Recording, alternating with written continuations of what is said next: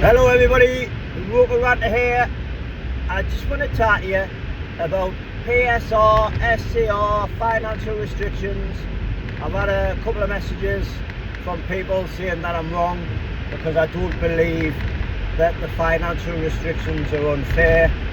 Never actually said that, but I'm going to explain to you. My point is, I understand why the financial restrictions were brung in.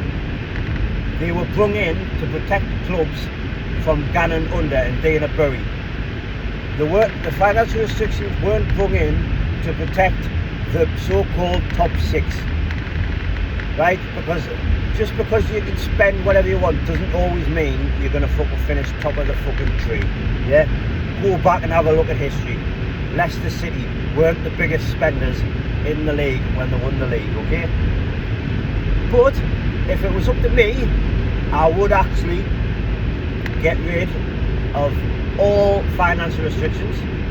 However, what I would say is I would bring two rules in. The first rule being, if Villa or Newcastle say their owners want to come in and buy Kylian Mbappe and they want to spend 200 million on Kylian Mbappe and then his wages are 100 million, they have to put that money into their business, into the club, to protect the club. We cannot have these owners coming, getting debt out in the club and then fucking off. So if they want Kylian Mbappe out there, if they want to spend what they want, they have to then put the money in for the fee of the player and put the money in for the contract, i.e. his wages for the foreseeable future of his contract. So the club has got the money there to see his contract out and pay for the fee without getting themselves into debt. That will be the first rule. Then the second rule I'd bring in would be you have to have 5 homegrown players in your squad.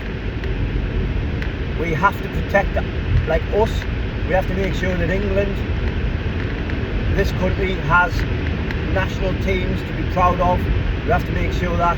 So for me, 5 homegrown players in the squad is more than feasible, and then that protects us as a country, protects England, Wales, Northern Ireland, Scotland, even though they're our shit, but it doesn't matter.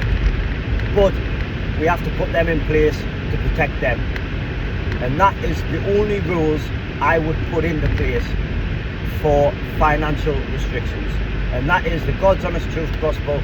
I hope Newcastle United enjoy them rules, I would say, and spend what the fucking hell they want, because it doesn't necessarily mean that you're spending all this money that you're going to be top of the tree.